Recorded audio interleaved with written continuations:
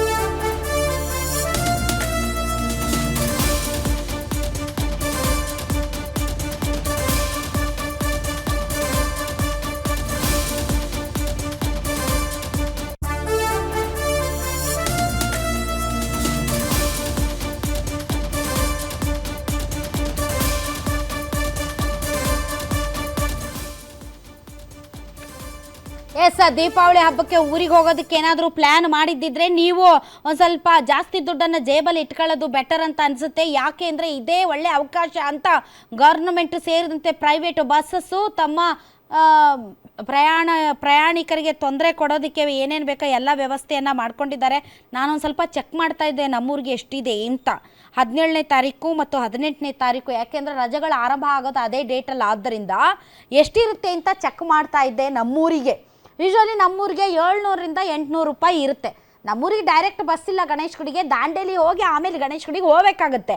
ಆದರೆ ದಾಂಡೇಲಿಗೆ ಭಾಳಷ್ಟು private buses ಇದ್ದಾವೆ. ಸೊ ಆ ಪ್ರೈವೇಟ್ ಬಸ್ಸಸ್ಸಲ್ಲಿ ಇತರೆ ದಿನಗಳಲ್ಲಿ 700ರಿಂದ 800 ರೂಪಾಯಿ ಇರುತ್ತೆ, ವೀಕೆಂಡ್ಸಲ್ಲಿ 1000 ರೂಪಾಯಿ ಇರುತ್ತೆ. ಆದರೆ ಈಗ ಜಸ್ಟು ನಾನು ಭಾಳಷ್ಟು ಬೇರೆ ಖಾಸಗಿ ಬಸ್ಗಳ ಆ್ಯಪನ್ನು ಓಪನ್ ಮಾಡಿ ನೋಡ್ತಾ ಇದ್ದೀನಿ. ಒಂದು ಸಿಂಗಲ್ ಸೀಟ್ಗೆ ಏನ್ರಿ 2500, 3000, 2500, 3000 ಏನಿದು ಅಂತ ಸಾರಿಗೆ ಇಲಾಖೆ ಇವ್ರ ಮೇಲೆಲ್ಲ ಕಡಿವಾಣ ಹಾಕಲ್ಲ ನೀವು? ರಾಮಲಿಂಗಾರೆಡ್ಡಿ ಅವರೇ, ಇದಕ್ಕೆಲ್ಲ ಕಡಿವಾಣ ಹಾಕಲ್ಲ ನೀವು? 3000, 4000, 700, 800 ರೂಪಾಯಿ ಟಿಕೆಟ್, 3000, 4000ಕ್ಕೆ ಒಂದು ಟಿಕೆಟ್, ಒಂದು ಬಸ್ನ ಒಂದು ಟಿಕೆಟ್. ನನಗೆ ಗೊತ್ತಿಲ್ಲ KSRTCಯಲ್ಲಿ ಎಷ್ಟಿದೆ ಅಂತ. ಜಾಸ್ತಿ ಬಸ್ಗಳನ್ನು ಬಿಡ್ತೀವಿ ಅಂತ ಹೇಳ್ತೀರಾ, ಕರೆಕ್ಟು, ಆದರೆ ರೇಟ್ ಎಷ್ಟು ಅಂತ ಈಗ ನೋಡಿ. ರೇಟ್ ಟ್ರಿಬಲ್ ಅಂತ ಹಾಕಿದ್ದಾರೆ. ಇದು ಇದು ಇದು ಇದು KSRTC ಬಸ್ದೋ ಅಥವಾ ಇದು ಪ್ರೈವೇಟ್ ಬಸ್ಸಸ್ದೋ? ನನ್ನ ಕಲೀಗ್ಸ್ ನನಗೊಂದು ಸ್ವಲ್ಪ ಮಾಹಿತಿ ಕೊಡಬೇಕು ಅಂತ ಅನಿಸುತ್ತೆ. ಯಾಕೆ ಅಂತಂದರೆ ಇದು ಪ್ರೈವೇಟ್ ಬಸ್ಸಸ್ ಅಂತೂ ಭಾಳ ಜಾಸ್ತಿ ಇದೆ. ಪ್ರೈವೇಟ್ ಬಸ್ಸಸ್ಗಳ ಮೇಲೆ ಅಥವಾ ಪ್ರೈವೇಟ್ ಈ ಒಂದು ಸಾರಿಗೆ ಪ್ರೈವೇಟ್ ಸಾರಿಗೆ ಮೇಲೆ ಯಾವುದೇ ರೀತಿಯಾದಂತಹ ಕಂಟ್ರೋಲ್ ಇಲ್ದಂಗೆ ಅವ್ರಿಗೆ ಹೆಂಗೆ ಬೇಕೋ ಹಾಗೆ ಅವರು ಎಷ್ಟು ಬೇಕೋ ಅಷ್ಟು ರೇಟ್ಗಳನ್ನು ಜಾಸ್ತಿ ಮಾಡ್ಕೊಳ್ತಾ ಹೋದರೆ, ಯಾಕಂದರೆ ಈ KSRTC ಬಸ್ಗಳ ಅವೈಲೇಬಿಲಿಟಿ ತುಂಬ ಕಡಿಮೆ ಇರುತ್ತೆ. ಬಟ್ ಹೆಣ್ಮಕ್ಳಿಗೆ ಫ್ರೀ ಇರಬೇಕು, ಹೆಣ್ಮಕ್ಳಿಗೆ ಫ್ರೀ ಇದೆ. ಬಟ್ ಅದರ್ವೈಸ್ ಆಲ್ಸೋ ಇಲ್ಲಪ್ಪ ಫ್ರೀಯಲ್ಲಿ ಹೋಗೋದು ಬೇಡ, ದೇವರು ನನಗೆ ಒಳ್ಳೆಯ ಸ್ಥಿತಿಯಲ್ಲಿ ಇರ್ತದೆ, ನಾನು ದುಡ್ಡು ಕೊಟ್ಟೆ ಪ್ರಯಾಣ ಮಾಡ್ತೀನಿ ಅನ್ನೋರು ಭಾಳ ಜನ ಇದ್ದಾರೆ. ಯಾರಿಗೆ ಅವಶ್ಯಕತೆ ಇದೆ, ಯಾರಿಗೆ ಅನಿವಾರ್ಯತೆ ಇದೆ, ಯಾರಿಗೆ ಶಕ್ತಿ ಇಲ್ವೋ ಅಂಥ ಹೆಣ್ಮಕ್ಳು ಬೇಕಾದರೆ ಫ್ರೀಯಾಗಿ ಓಡಾಡ್ಬೋದು. ನಮ್ಗೆ ಶಕ್ತಿ ಇದೆ, ದೇವರು ಆ ಶಕ್ತಿ ಕೊಟ್ಟಿದ್ದಾನೆ, ಅದನ್ನು ನಾವು ಬರೆಸ್ತೀವಿ ಅನ್ನೋರು ದುಡ್ಡು ಕೊಟ್ಟು ಪ್ರಯಾಣ ಮಾಡ್ತಾರೆ. ಅಂಥವರು ಮತ್ತು ಎಸ್ಪೆಷಲಿ ಮಹಿಳೆಯರು ಅಲ್ಲದೆ ಇರೋರು, ಪುರುಷರು, ಇತರರು ಬಸ್ಗಳಲ್ಲಿ ಪ್ರಯಾಣ ಮಾಡಬೇಕಂದ್ರೆ ನೀವು ಇಷ್ಟು ರೇಟ್ ಹಾಕಿದರೆ ಹೇಗೆ ಅಂತ. ಅದರಲ್ಲಿ ಎಸ್ಪೆಷಲಿ ಪ್ರೈವೇಟ್ ಬಸ್ಸಸ್ ತುಂಬ ವ್ಯವಸ್ಥೆ ಚೆನ್ನಾಗಿದೆ ನಮ್ಮ ಭಾಗದಲ್ಲೆಲ್ಲ ಕಂಪ್ಯಾರಿಟಿವ್ಲಿ. ನೀವು KSRTC, NWKRTCಯಲ್ಲಿ ನಿಮಗೆ ಲಿಮಿಟೆಡ್ ಬಸ್ಸಸ್ ಇರುತ್ತೆ, ಆದರೆ ಪ್ರೈವೇಟ್ ಬಸ್ಸಸ್ ಭಾಳ ಜಾಸ್ತಿ ಇರುತ್ತೆ. ಟೂರಿಸಮ್ ಇರುತ್ತೆ, ಬೇರೆ ಬೇರೆ ವಿಚಾರಗಳಿಗೆ ಭಾಳಷ್ಟು ಓಡಾಟ ಇರೋದ್ರಿಂದ ಬಸ್ಗಳ ಸಂಖ್ಯೆ ಪ್ರೈವೇಟ್ ಬಸ್ಸಸ್ ಜಾಸ್ತಿ ಇರುತ್ತೆ. ಆದರೆ ಈ ಪ್ರೈವೇಟ್ ಸಾರಿಗೆ ವ್ಯವಸ್ಥೆಯ ಮೇಲೆ ಯಾವುದೇ ನಿಯಂತ್ರಣ ಇಲ್ಲ ಅಂದರೆ 700-800 ರೂಪಾಯಿ ಟಿಕೆಟನ್ನು ನೀವು 3000-4000 ಮಾಡಿಬಿಟ್ರೆ ಅದು ಹೆಂಗೆ ಪ್ರಯಾಣಿಕರು ಓಡಾಡೋದಕ್ಕೆ ಸಾಧ್ಯ ಹೇಳಿ? ಈ ಥರ ಜನರಿಗೆ ಅನುಕೂಲವಾಗುವಂತಹ ಕೆಲವು ನೀತಿ ನಿಯಮಗಳನ್ನು ತರಬೇಕಾಗುತ್ತೆ ಹೊರತು ನೀವು ಎಷ್ಟು ಸುಲಿಗೆ ಮಾಡ್ಕೊಳ್ತಿರೋ ಮಾಡೋದಕ್ಕೆ ಬಿಟ್ಬಿಡೋದಕ್ಕೆ ಅಂದರೆ ನಿಮ್ಗೆ ಯಾವುದೇ ಹಿಡ್ತಾ ಇರೋದಿಲ್ವ? ನಾನು I wanted to ask Ramalingareddy ಅವರು, ನೀವು ನೋಡಿ ಪ್ರೈವೇಟ್ ಬಸ್ಸಸ್ ಮೇಲೆ, ಪ್ರೈವೇಟ್ ಸಾರಿಗೆ ವ್ಯವಸ್ಥೆಯ ಮೇಲೆ ನಿಮಗೆ ಯಾವುದೇ ಕಂಟ್ರೋಲ್ ಇಲ್ಲ ಅಂತಂದರೆ ನನಗೆ ತುಂಬ ಆಶ್ಚರ್ಯ ಆಗುತ್ತೆ. ಎಷ್ಟು ಬೇಕೋ ಅಷ್ಟು, ಯಾವುದೋ ಒಂದು ಮೊನ್ನೆ ಯಾವುದೋ ಒಂದು ಹೊಸ ಬಸ್ ಅಂತಪ್ಪ, ಅದ್ಯಾವುದೋ ಜಿಂಗ್ ಬಸ್ಸ ಏನೋ, 6000 ರೂಪಾಯಿ 7000 ರೂಪಾಯಿ AC ಸ್ಲೀಪರ್. ಸೊ ಈ ಥರ ಬಹಳಷ್ಟು ಪ್ರೈವೇಟ್ ಬಸ್ಸಸ್ಗಳ ರೇಟ್ ಜಾಸ್ತಿ ಮಾಡ್ತಾ ಇದ್ರು ಕೂಡ ಅದಕ್ಕೆ ಕಡಿವಾಣ ಇಲ್ಲ ಅನ್ನೋದಾದರೆ ಪ್ರಯಾಣಿಕರು ಹೇಗೆ? ಹಾಗಾದರೆ ಪ್ರಯಾಣಿಕರ ಹಬ್ಬ ಮತ್ತು ಹರಿದಿನಗಳಲ್ಲಿ ನಾವು ಊರಿಗೆ ಹೋಗೋದೇ ಬೇಡವಾ ಹಾಗಾದರೆ? ಅಂದರೆ ಇನ್ಮೇಲೆ ಪ್ರಯಾಣನೂ ದುಬಾರಿ, ನಿಮ್ಮ ಜೇಬಲ್ಲಿ ಕಾಸಿದ್ರೆ ಮಾತ್ರ ನೀವು ಪ್ರಯಾಣ ಮಾಡಬೇಕು, ಇಲ್ದಿದ್ರೆ ನೀವು ಪ್ರಯಾಣ ಮಾಡಿ, ನೀವು ಜನಸಾಮಾನ್ಯರಾದರೆ ನೀವು ಪ್ರಯಾಣ ಮಾಡೋದಕ್ಕೆ ಸಾಧ್ಯ ಇಲ್ಲ. ಅದು ನಮ್ಮ ಉತ್ತರ ಕರ್ನಾಟಕದ ಇಂಟೀರಿಯರ್ ಭಾಗಗಳಿಗೆ ನಿಮ್ಮ ಬಸ್ ವ್ಯವಸ್ಥೆ ಹಾಗೆ ಇದೆ. ಉದಾಹರಣೆ ನಮ್ಮೂರಿಗೆ, ನಮಗೆ ಬೆಂಗಳೂರಿಂದ ಡೈರೆಕ್ಟ್ ಬಸ್ಸೇ ಇಲ್ಲ, ದಾಂಡೇಲಿ ಹೋಗಬೇಕು, ದಾಂಡೇಲಿಯಿಂದ ಹೋಗಬೇಕು. ಇಂಥ ಸಂದರ್ಭದಲ್ಲಿ ನಮಗೆ ಬಸ್ಸಿನ ಸೌಲಭ್ಯನೂ ಕಡಿಮೆ ಇರುತ್ತೆ. The same time private buses ಹೋಗೋಣ ಅಂದರೆ ಇಷ್ಟು ದುಬಾರಿ ರೇಟ್. ಒಬ್ಬರು ಒಂದು ಸೀಟಿಗೆ 3000-4000 ರೂಪಾಯಿ ಪೇ ಮಾಡಬೇಕು ಅಂತಂದರೆ ಯಾರೇ ಹೋಗ್ತಾರೆ ಊರುಗಳಿಗೆ? ಇದೇನಾ ಈಸ್ ಆಫ್ ಲಿವಿಂಗು ಹೇಳಿ? ಈ ಥರ ಇಷ್ಟು ದುಬಾರಿ ಆದರೆ ಜೀವನ, ಒಂದು ಪ್ರಯಾಣ ಮಾಡೋಂಗಿಲ್ಲ, ಎಲ್ಲೂ ಹೋಗಂಗಿಲ್ಲ, ತರಕಾರಿ ತಗೊಳ್ಳಂಗಿಲ್ಲ, ಒಂದು ಮನೆ ಕಟ್ಸಂಗಿಲ್ಲ, ಎಲ್ಲಿ ಹೋದ್ರೂ ತೆರಿಗೆ, ಎಲ್ಲೋದ್ರೂ ರೇಟ್ ಜಾಸ್ತಿ ಅಂತ ಅರ್ಥ ಆಗ್ತಾ ಇಲ್ಲಪ್ಪ. ಇದೇನು ಪ್ರೈವೇಟ್ ಬಸ್ಸಸ್ತಾ? ಬೆಂಗಳೂರು ಟು ಮಡಿಕೇರಿ 500 ರೂಪಾಯಿಂದ 600 ರೂಪಾಯಿ ಇರುತ್ತಂತೆ. ಅಕ್ಟೋಬರ್ 17ನೇ ತಾರೀಕು 2299ರಿಂದ 5000 ರೂಪಾಯಿ.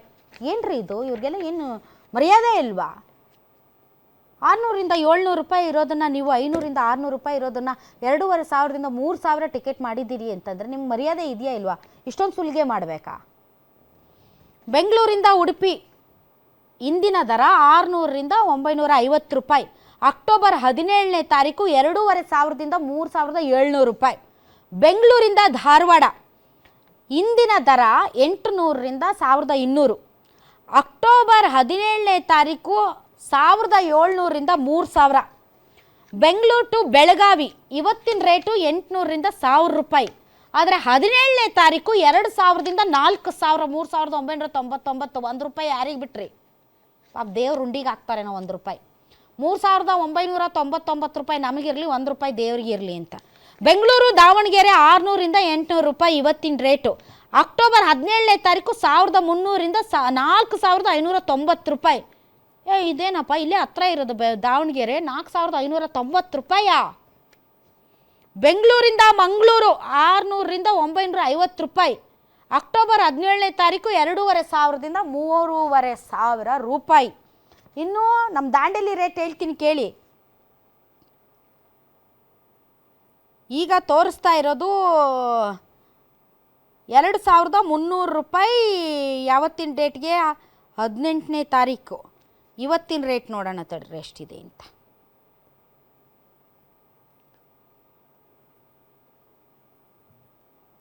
ರಿಯಾಲಿಟಿ ಚೆಕ್ ಇಲ್ಲೇ ಮಾಡೋಣ, ಯಾಕಂದರೆ ಈಗ ಬೆರಳಂಚಿನಲ್ಲೇ ಎಲ್ಲ ಗೊತ್ತಾಗ್ಬಿಡುತ್ತೆ ನಿಮಗೆ. ಓಕೆ, ಸ್ಟುಡಿಯೋದಲ್ಲೂ ರಿಯಾಲಿಟಿ ಚೆಕ್ಕು, ಹಾಗೆ ಸ್ಪಾಟ್ಗೆ ಹೋಗಿ ಅಲ್ಲೂ ಕೂಡ ರಿಯಾಲಿಟಿ ಚೆಕ್ ಮಾಡಿದ್ದಾರೆ ನನ್ನ ಕಲೀಗ್ಸ್. ಅದನ್ನು ಕೂಡ ನಿಮ್ಮ ಮುಂದೆ ಇಡ್ತೀವಿ ನಾವು.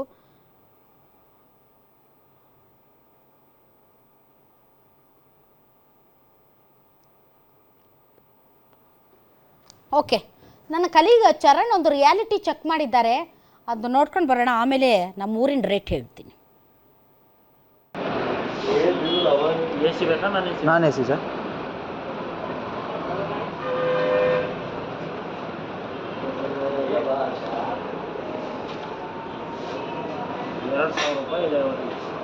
2000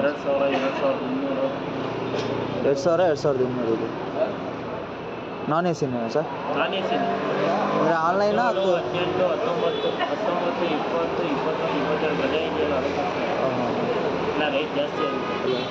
ಡೈರೆಕ್ಟ್ ಏನಾದರೂ ಮಾಡ್ಕೊಡೋಕ್ಕಾಗುತ್ತೆ? Night sir. ಸರ್ ಸದ್ಯಕ್ಕೆ ಒಂದು ಸೀಟ್ ಸಾಕು ಸರ್. ಆನ್ಲೈನಲ್ಲಿ ಸ್ವಲ್ಪ ರೇಟ್ ಜಾಸ್ತಿ ತೋರಿಸ್ತಿದೆ. ಯಾಕೆ ಸರ್? ದೀಪಾವಳಿ ಇಲ್ವಾ? ಹಾಂ.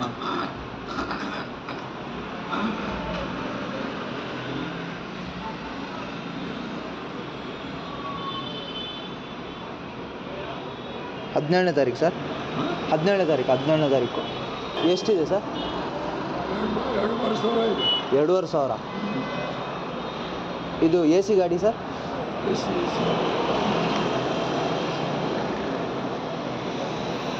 ಎಲ್ಲ ಗಾಡಿ ಜಾಸ್ತಿ ರೇಟ್. ಎಷ್ಟೆಷ್ಟಿದೆ ಸರ್? ಎಷ್ಟೇ ರೇಟ್ ಇದೆ, 2,500, 2,600.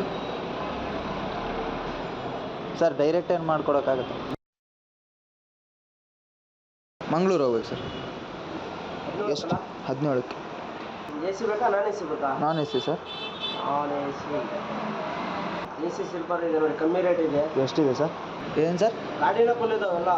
ಹೌದಾ? 2 ಸೀಟು 3 ಸೀಟು 4 ಸೀಟು ಎಲ್ಲ ಆನ್ಲೈನ್ ಹೊಡ್ಕೊಂಡ್ಬಿಡ್ತಾರೆ. ಹಾಂ. ಡೈರೆಕ್ಟ್ ಯಾವುದಿಲ್ಲ ಸರ್? ಡೈರೆಕ್ಟ್ ಇದೆ, ಆದರೂ ಒಂದು ಎಷ್ಟಿದೆ ಸರ್ ರೇಟು? ಸರ್ 1,800, 1,900, 2,000 ಆ ಥರ ಇದೆ ಸರ್. ಆ ಥರ ಇದೆ. ಸೀಟೇ ಇಲ್ಲಲ್ಲ ಇಲ್ಲಿ, ಅಷ್ಟು ರೇಟ್ ಕೊಡ್ತೇವೆ ಅಂದರು. ಓಕೆ ನೋಡಿ, ಈ ಆ್ಯಪಲ್ಲೇ ನಾನು ಇವಾಗ ನೋಡ್ತಾ ಇರೋದು, ಇದಕ್ಕೆ ಸಂಬಂಧಪಟ್ಟಂಥ ಸ್ಕ್ರೀನ್ಶಾಟ್ ತೆಗೆದುಬಿಡ್ತೀನಿ. ಆಮೇಲೆ ನಮ್ಮ ಟ್ರಾವೆಲ್ಸ್ ಹೆಸರು ಯಾಕೆ ಹೇಳಿದ್ರಿ ಅಂತ ಮತ್ತೆ ಏನಾದರೂ ತಕರಾರು ತೆಗೆದ ಹಿನ್ನೆಲೆಯಲ್ಲಿ ನಾನು ಸ್ಕ್ರೀನ್ಶಾಟ್ ತೆಗೆದು ಇಟ್ಕೊಳ್ತಾ ಇದ್ದೀನಿ. ನೋಡಿ, ಇವತ್ತು ಬೆಂಗಳೂರಿನಿಂದ ದಾಂಡೇಲಿಗೆ VRL 1,500 ರೂಪಾಯಿ, ರೇಷ್ಮಾ ಟ್ರಾವೆಲ್ಸ್ 1,000 ರೂಪಾಯಿ, ಸುಗಮ 950, SRS 815, ಜಿಂಗ್ ಬಸ್ ಅಂತೆ ಅದು 1,530. ಅದೇ 17ನೇ ತಾರೀಕು ನೋಡಿ, ನವದುರ್ಗ 2,150, ರೇಷ್ಮಾ 2,000 ರೂಪಾಯಿ, ಸುಗಮ 1,900, SRS 2,205 ರೂಪಾಯಿ, VRL 2,500. ಇದಕ್ಕೆ ಮುಂದೆ ನಾನು ಏನು ಹೇಳಬೇಕು ಅಂತ ನನಗೆ ಗೊತ್ತಾಗ್ತಾ ಇಲ್ಲ. ಬಟ್ ನಾನು ಈ ಮೂಲಕ ಜನರ ಪರವಾಗಿ ಹಬ್ಬಕ್ಕೆ ಊರಿಗೆ ಹೋಗಬೇಕು ಅಂತ ಆಸೆ ಪಡೋದು ತಪ್ಪಲ್ಲ. ಆದರೆ ಆಸೆಗೆ ಮಣ್ಣೆರ್ಚೋದು ಈ ರೇಟ್ಗಳು. ಇದಕ್ಕೆ ಕಡಿವಾಣ ಹಾಕಬೇಕು ಅಂತಂದರೆ ಹೆಚ್ಚುವರಿ ನೀವು KSRTC ಬಸ್ಗಳನ್ನು ಬಿಡಿ. ಅದರ್ವೈಸ್ ಈ ಖಾಸಗಿ ಅವರ ಈ ರೇಟ್ ಮಾಫಿಯಾಗೆ ಕಡಿವಾಣ ಹಾಕಿ, ಆ ಮೂಲಕ ಜನರಿಗೆ ಸ್ವಲ್ಪ ನೆಮ್ಮದಿಯಾಗಿ ದೀಪಾವಳಿ ಆಚರಿಸೋದಕ್ಕೆ ಒಂದು ಅವಕಾಶ ಮಾಡಿಕೊಡಿ. ಇಲ್ಲದೇ ಇದ್ದರೆ ಯಾಕೆ ಬೇಕು ಸರ್ಕಾರಗಳು?